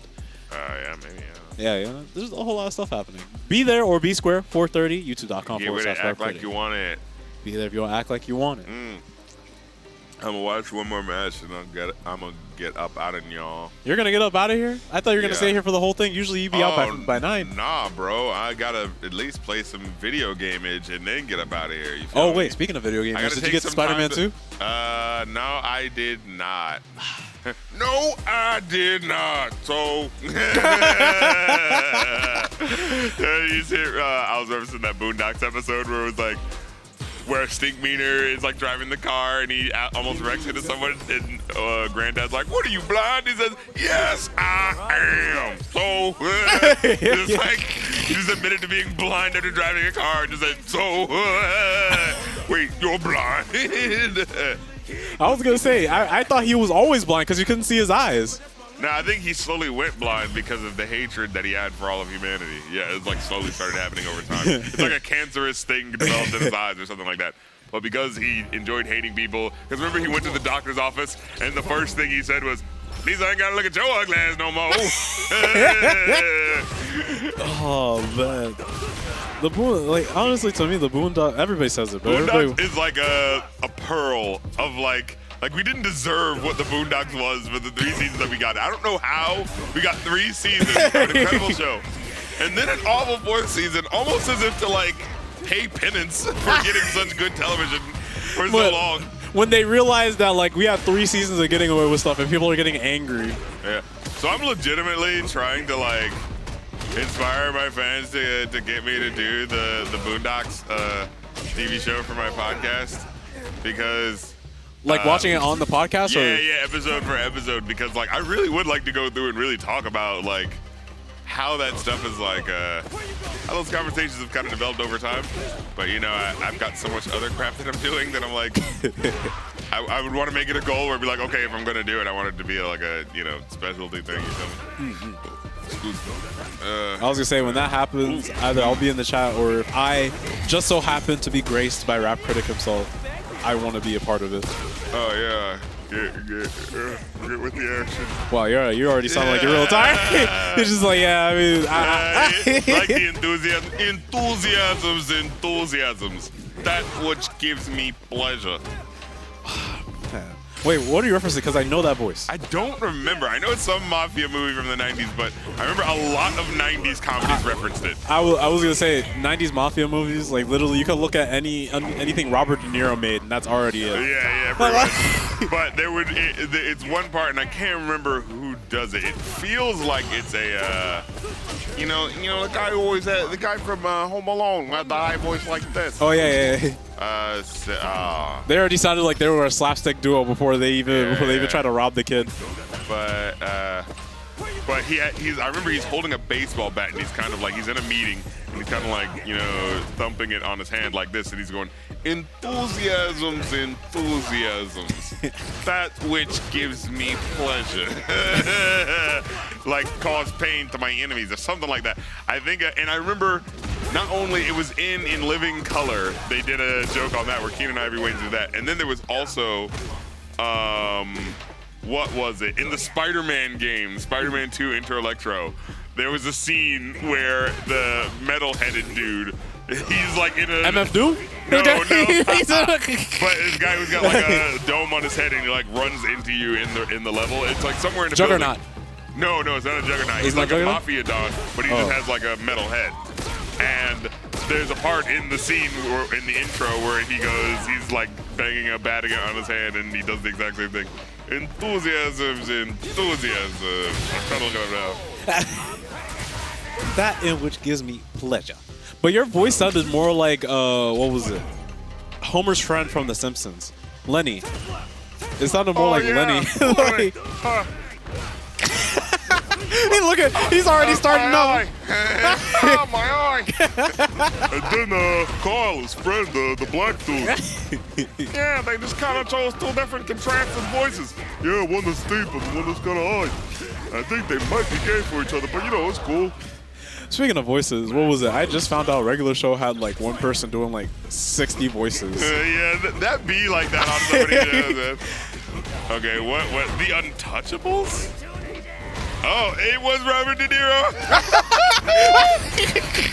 Wow, that's awesome. Literally, Robert De Niro had the 90s hooked on mafia movies. Oh, it's 1987. Ah, look at you. Oh, the little transitional period from the 80s to the 90s. Yeah. So that's kind of how decades work. It's just like how ages work. So it's like if you say you're like 26, 27, you're already 30. Yeah, man. If you say you're like 36, 37, you're already 40. So it's like people don't even catch count. Ooh. Hold out of footsie's happening. See a butt slam and a little bit of combo for your trouble and a slaps. I can't even see the bar, so the homie cord's in the way, so I can't even see the bars. By the way, if you're looking for DMV homie cord, it's always active. I don't know how active, I'm not usually there, but if you are there, then it's active. As Goon is making sure UncleWreck does not get that 3-0, but sadly, UncleWreck knows that he can get that 3-0. Ooh. Alright. Drop the combo, but both burnt out. Let's see what's going to happen here. But Goon's going to get his bar back very soon. Never mind, doesn't even need it. Oh. It takes round one. Oh. Watching the Untouchable scene. And I just realized that it ends with him playing baseball with the back of someone's head. Enthusiasms. Speaking of which, like, what was it? Robert De Niro just came out with Killers of the Flower Moon. Yeah, I don't know how I feel about anything what's his name is doing anymore. The director. Hey, look at me. I don't like MCU movies because they're all the same, but the only thing I ever make is Italian movies about gangsters. That's why I didn't listen to him. You know what I'm saying? I did not listen to him because I'm like, bro. Scorsese, that's exactly. I'm Martin calling you out, Scorsese. Scorsese. Oh, yeah. No, Make a different movie, for God's sakes. What was it? Not Scorsese was bribing bribing. about an old gangster who's got a complicated life, but his woman doesn't understand him. Come on. And they rehashed the same old man, but in different settings. Right. You couldn't even get an actual Irishman to play an Irishman. Get out of here. Don't act like we didn't notice. Oh, man. Oh, but we gotta get Robert De Niro. How could anyone play it? Anyone could play it. Isn't the whole point that you guys are putting digital effects on him and that you can mold stuff so you don't need to? So you could have gotten an Italian man to look just like the guy that you... Yes. oh, you could have gotten an old Irishman to look like you could have gotten an Irishman to look like an old Irishman, but no, we've got to really stretch the technology. Let's make an Italian look like an Irishman. It's like, no, you didn't want to do that. You just didn't want to get someone who wasn't your friend. You lazy bum. Oh, but MCU's lazy though. Okay. Look, I'm just saying. Look, it just so happens that MCU did not follow the same script that Scorsese had. So if Scorsese was making an MCU movie, which I'm pretty sure Spider-Man would have came up in the Italian Mafia. And here's my thing too. I'm in the middle of it too. I'm Squidward to both of this. All right, I'm on nobody's side. Okay, because MCU be making some whack movies too. Okay, you ain't off the hook either. Believe me, I just watch anime, so movies to me are just like if I watch a movie. Honestly, I just be watching like when I'm not getting a request for a movie, I'll just be watching like anime. Animated shows, because like the thing about like a lot of live action stuff is that it's very limited as to what they can do and where they can go. Oh my God, can I tell you? Before I get up out of here, I tried to watch Mr. Robot, right? Really? Did you ever watch that show? Yeah, I did watch it in high school. So I watched 4 episodes before I had to stop. And the reason why is because and at first it was cute to do the sort of like, in real time, I'm the narrator with a very muted voice, speaking over and telling you exactly everything about this person. Now you see, high school me was eating that up. Wait, but feel me. But I was feeling it for the first 3 episodes too. But this is where it kind of started to lose me, right? They're like, oh yeah, I'm just gonna illustrate everything that's happening and tell you exactly in real time how I'm feeling about the situation as it's happening. And then there was one scene where it's like, there's the one man who's talking to you right now, and they're talking in his ear, like, we're feeding you the information so you can like tell him, and then we can get to the next thing, right? And they're like, okay, here's what the information is. Just say it, bro. Just say this. And he has the dramatic moment. Oh no, my tongue gets lodged in my throat, and I don't know what to do. I'm just standing there, and da da da. And the guy standing there who's talking to him is like, what do you want to do, pal? Where are you trying to see? Who are you trying to see? And he's just standing there, just willing to let him continue to meander and go on. And like, in real life, no, there would have been like, okay, I'm calling the security. You got it. You know what I'm saying? And that's what I hated about the show. It would do that thing where it would just be like, while I'm telling you, the narrator trying to tell you, the listener, what's going on in the story, people in real life are waiting unnaturally long amounts of time. And here's the thing, that works in anime. It doesn't work in real life. In real life, somebody says something. It's not like exactly. In animation, you can get the suspension of disbelief of, well, there's only so many cells, and so it's kind of like, cells of animation, so it just kind of looks like, and so we can suspend the time. But when it's just a person in real time standing there going, where's your credentials, fella? What are your credentials? What are your credentials again? Like, no, this wouldn't happen. And you just said earlier in the episode, this is a highly locked down place and it's no BS. And sure, maybe they're not going to be like the highest, oh, they only have one guard because they think of blah, blah, blah. But that guard's still going to take his job seriously enough that if one guy comes in there just talking hot mess and just like acting like he's, that guy, and then just pauses for like an inordinate amount of time, you're getting kicked out, buddy. It's not going to be but then he happened to say this clever thing 2 minutes into just pausing. You know what I'm saying? Like, that's where I was like, okay, I can't go for this anymore because I don't believe that people are really just going to stand there while, some dweeb with big eyes just waits to figure out what to say. Like, it's stupid. Anyway, that's my rant. YouTube.com/RapCritic. Go through for the stream tomorrow at 4:30. We're going to be listening to and if you can't, 900 Foot Jesus and absolute best of October 2023. If you can't come to the stream, you can donate to his Ko-fi, where you can where you can recommend him stuff on the show. Look, I appreciate it. It's a dark holiday sale. We're going to be getting a dark holiday sale. Yes, that's right. From October all the way through November, you see, because Black Friday and October spooky. So yeah, all throughout these next couple of months, get those reduced price requests in Ko-fi.com/RapCritic for movies, song reviews, album reviews, as well as getting priority requests. I've got a new tier called priority requesting. So after you make your request, you can also get that requested to go ahead, because I got a whole bunch of stuff people are requesting. All right. So if you want your stuff ahead of everyone else's, bro, just throw that in, and you know what I'm saying. You get yours in. The newest episode actually that just came out was a priority request, so one satisfied customer already, you feel me?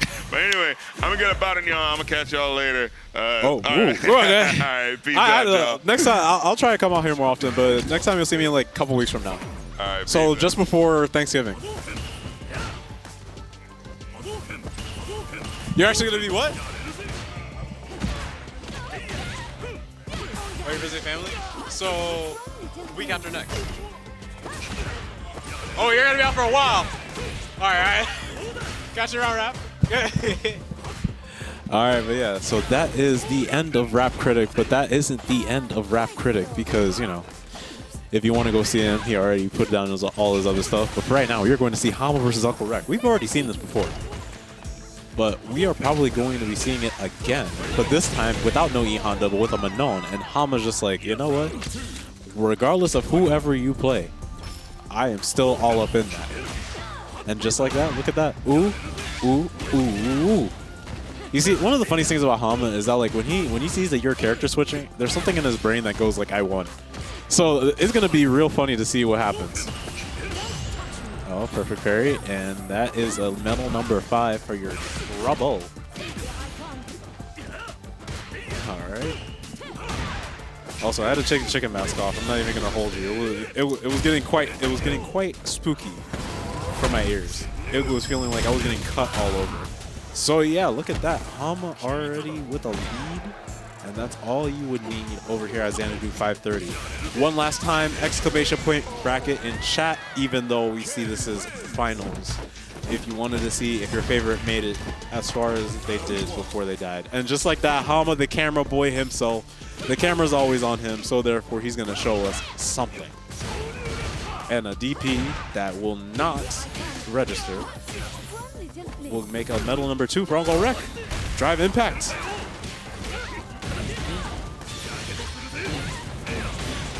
For a side switch. But sadly, it was not a side switch. Ugh. Yeah.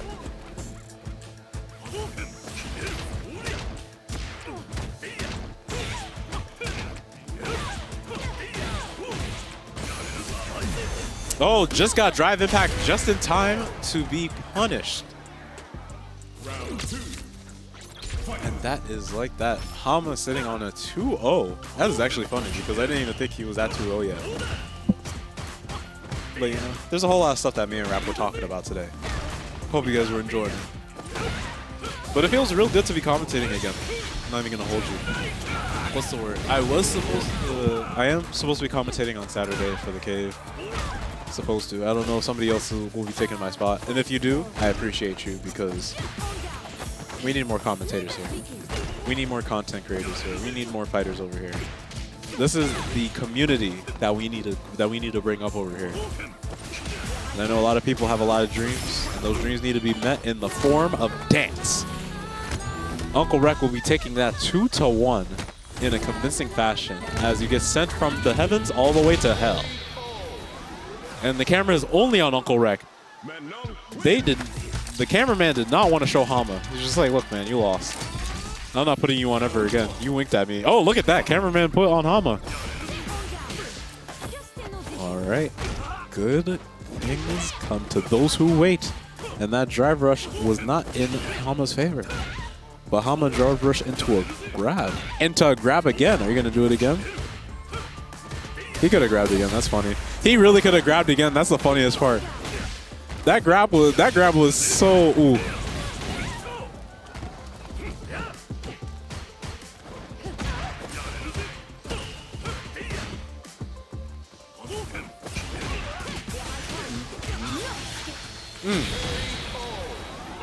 And UncleWreck might be making this 2-2 as we see a grand finals reset from UncleWreck again. Probably, who knows? I didn't read the script, so if you guys are saying that I'm colluding, I'm not. I don't know who's gonna win this. It's looking like Hamma will take this convincingly, but I don't know about that anymore.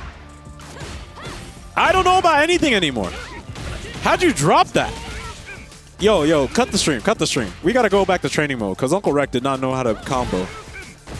There's nothing wrong with the monitor. Dog, these people are waking up with everything. Ooh. Waking up with everything but an answer.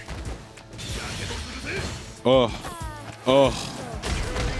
Medal number 3 for UncleWreck going into 2-2.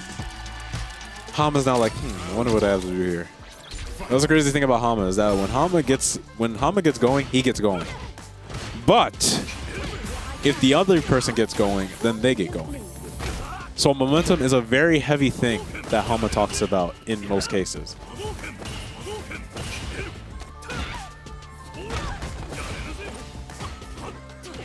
All right, nice cross up. Oh! All right, nice. Nice. Hold on. Yes. Keep it going, Hammer. Also, if you're wondering what Hamma stands for, it's actually hammer. And just like that, match point for Hamma. Hamma. There is no L in Hamma, but there is L in UncleWreck. We do not know what's going to happen here.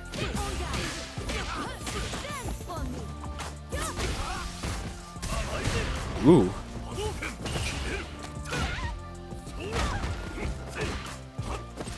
Okay, what do you want to do here? All right, nice. Oh. Oh, okay. All right, cool. Calm it down. All right, nice jump in. Hold on, you going to make it count? You are. And he had level 3 on deck. That was the craziest part. And this is a tied match. Either a reset will happen, or Hamma will be your king of Xanadu. And the throne will be no more. But sadly, Hamma just wants to play more fighting games. Oh, nice anti-air. Even though that wasn't an anti-air button, but hey. I just wanted to give him the benefit of the doubt, okay? As he gets hit by that. Ooh wee. Ooh wee. Ooh wee. Ooh ooh. Ooh, what is going on? Ooh wee! What is going on? We are here! And that is a super for your troubles. You gotta get it going up to the heavens. Say hi to Jesus for me. Because where you're going, you won't see him. Bow! Wait, no! Hold on. Hold on. Hold on. Hold on. Hold on. Wait, there's too much happening.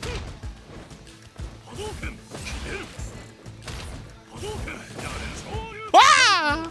We got a grand finals reset. Oh. Oh. All smiles for UncleWreck.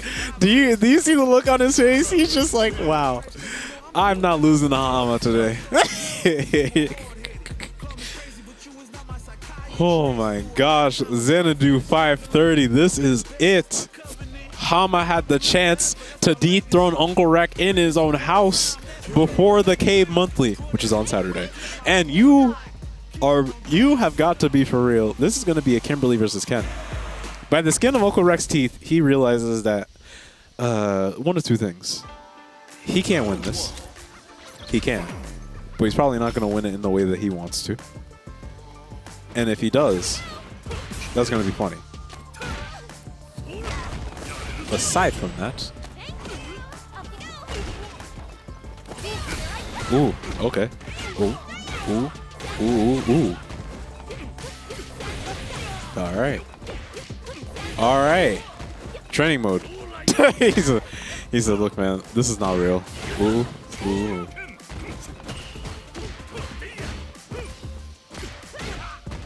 Nice, nice. All right, try to backdash out, but sadly, you cannot backdash against this whoop ass. And sadly, round 1 will not be going to you, Hamma. It will be going to UncleWreck. Round 2. Fight.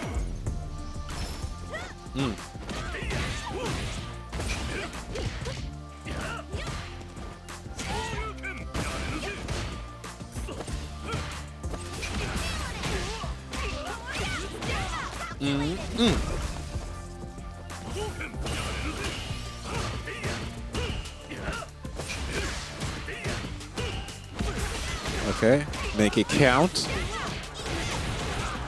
Nice. Level 3 is on deck. And that is it. Level 3 is on deck, and UncleWreck will be taking that 1-0 in this Grand Finals reset. Buckow! Hamma is now looking for whatever answer may be out there for him. It may or may not come in the form of whatever is up there. But if it does, good for him. If not, bad for him. Either way, what are we going to find out here?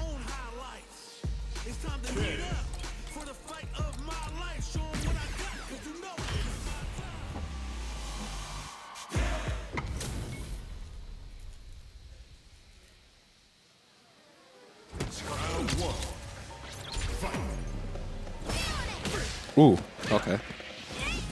Also, when I said that ooh, it wasn't because of it wasn't actually because of the game. I accidentally got stabbed by this notebook. The sharpest edges in America, mind you. I almost got a cut. Bro.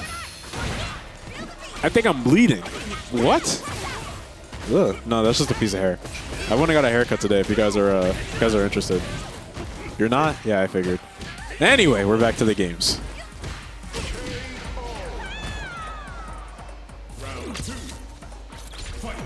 And just like that, Hamma will be taking round 1. I didn't realize. That's why I kept quiet. I didn't know who won.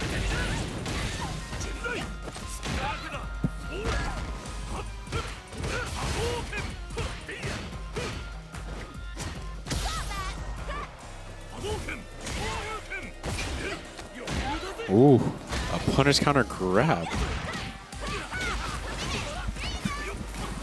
What do we have here? What do we have here? Hold on, wait a minute. What do we have here? Ugh.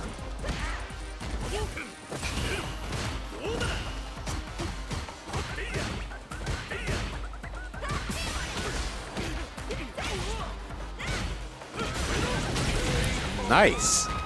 Hamma will be taking this 1 of 1. Hamma has a lot to gain out of this matchup here, because UncleWreck has a he has a type, right? Not with women. Well, obviously with women, but he has a type when it comes to these type of things. He knows who he should be winning up against, and he knows who he shouldn't be losing up against. Hamma is the one he knows he should be winning up against. So in that case, what does that all mean, Kev? It means one thing and one thing only. If Hamma wins this will be a huge damper on UncleWreck, because he won't be seeing Hamma until the next time he goes to the cave, more than likely. And the next time he goes and the next time he might go to the cave might be in the next month. And Hamma is just now showing us the bust down. Bust down Roly Avalanche. Shout out to Kai Senat. See, I had to put a few references over there because I had to get with the times, you know what I'm saying? I'm turning 26 in 6 months, so if I get old, just know I'm going to be referencing a whole lot of stuff. Ooh. Drive impact. Nobody was going to block that. And just like that, level 3 is up in the air for you. It's up and it's stuck. Hamma could do the funniest thing right now. Never mind. I was going to say, Hamma has critical art right now. He could do the funniest thing right now. But never mind. Okay, what do you want to do here?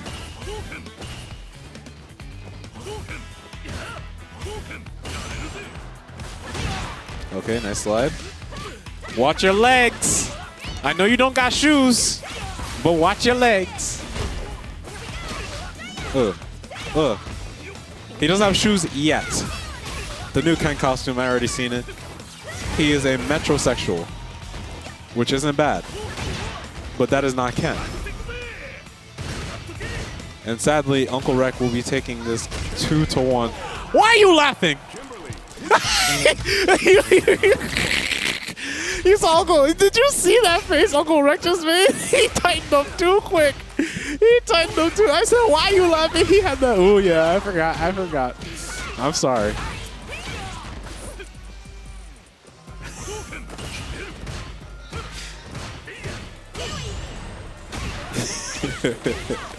Hey man, all smiles here at Xanadu 530. Exclamation point bracket in chat. You've already heard it from here, folks. Exclamation point events if you want to know if there's any events happening over at Xanadu while we don't have the screen up. And all that other jazz. Bow, bow, and look out. Ah, get off me.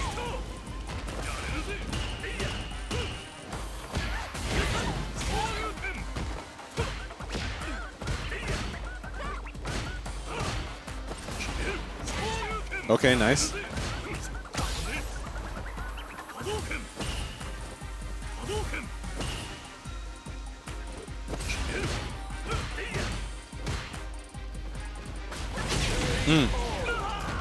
And that is match point for UncleWreck. Duffed. Ooh.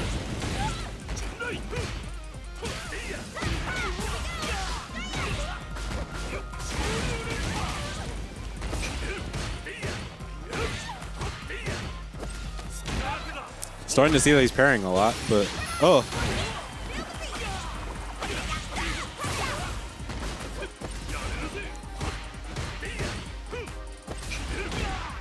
Okay, nice sweep.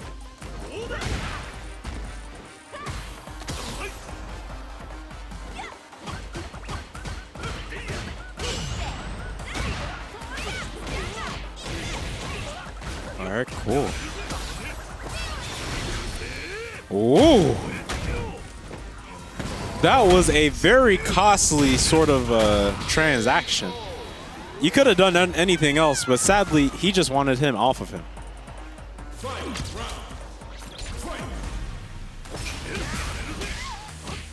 Okay, Hamma's waking up. Hum Monthly. Reminder, there's a Hum Monthly happening on Saturday. Other than the Cave Monthly, Hamma will be hosting his own monthly. Find his Twitter, at him, and tell him and ask him the location, and he will be hosting the Hum Monthly. That is if he's allowing people in the public. I'm pretty sure he is, but if he's not, then whatever. Hold on, let me adjust my hair. My hair's looking like a mess right now. Yeah. All right, nice. And that is a perfect. Ooh wee. Hold on, Hamma's not going home. Yeah, he wants to be the winner of Xanadu 530. Along with hosting his own monthly. He cannot host his own monthly by being a loser. Now he's on his phone. He's talking about something on Twitter. UncleWreck is free. He's freer than free. He ain't even an uncle. He is a fraud. He can't do nothing with his life. I'm doing something with my life. I'm coming up in his house, eating his Cheerios, drinking his fruit punch, and stealing his fruit snacks. There is no reason for him to be over here. Oh, and just like that, the Manon is.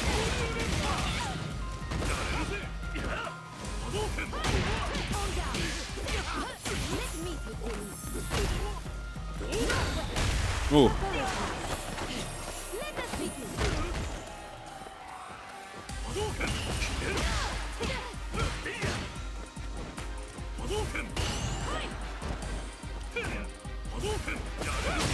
Ah, just like that, the drive rush did not help.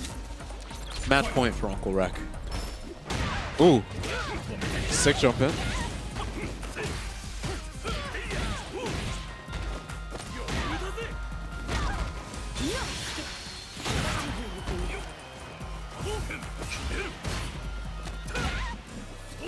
All right, now Hamma's starting to grab. Ooh, ooh. Ooh. Match point for Hamma. Oh my gosh. I hope you guys aren't going to sleep yet. I know you have work in the morning, but this is a match point situation where anything goes, and everything is going well for Hamma. Let's see what we got over here, Hamilton. Life lead in Hamma's favor. This is a now or never situation for UncleWreck, and he is trying his best to get out. And there is no reason that Xanadu 530 doesn't crown Hamma himself. Xanadu 530, ladies and gentlemen. Hold up, wait a minute. Let me go get Hamma. Hamma, report to the commentary stand if you can. I think you can hear me, Hamma. Either way, this is actually a really funny one because he has not been interviewed yet. So I actually want to interview him if he's up for it. Either way, well. Oh, we're doing Melty? Huh? All right, we'll see. He said we're gonna. I mean, who knows? Who knows? Let's see if we're doing Melty. I need. Hold on. Who knows about Melty? Wait, hold on. Let me see. Disgaea! Are you there? I saw him over there. I don't know. Who knows? Whatever. Anyway, that is Street Fighter 6, the end of Street Fighter 6.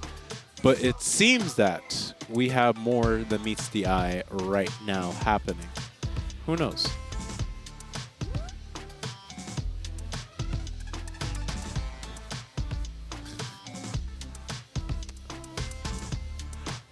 Oh wait, hold on. Did you ask him if you? Huh? I thought you were asking him. That's why.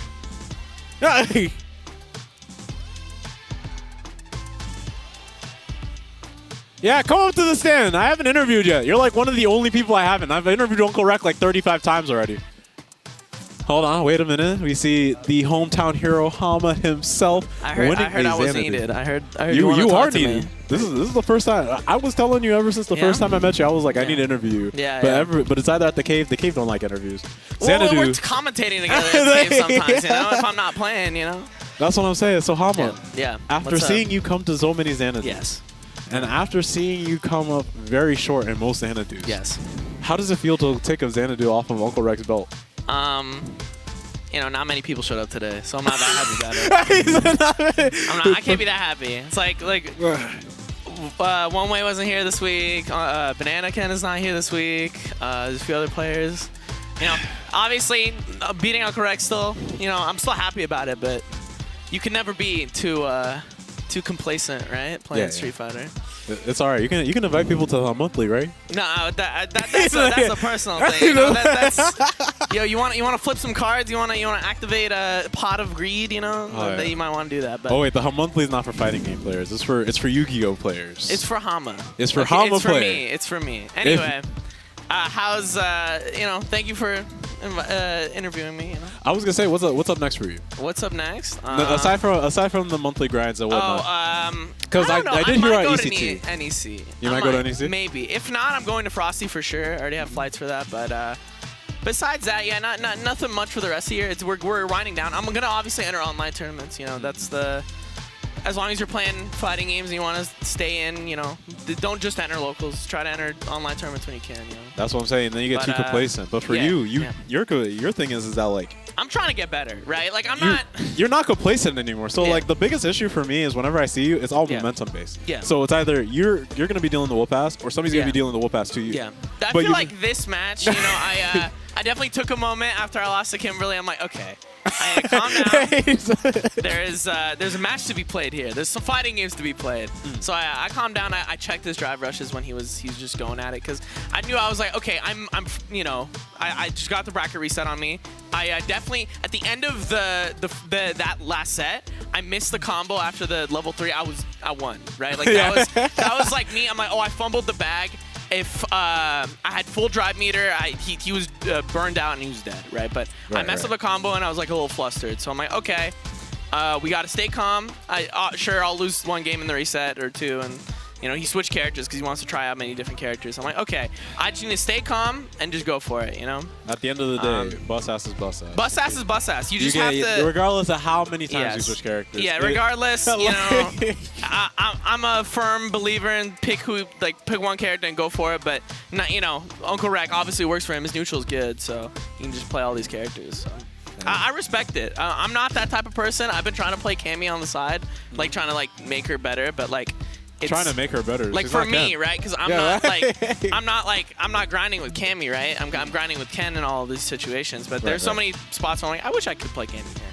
So you know, obviously it takes time. I think it definitely UncleWreck is doing it well, but you know, I got more time ahead of me before I can be switching characters like that.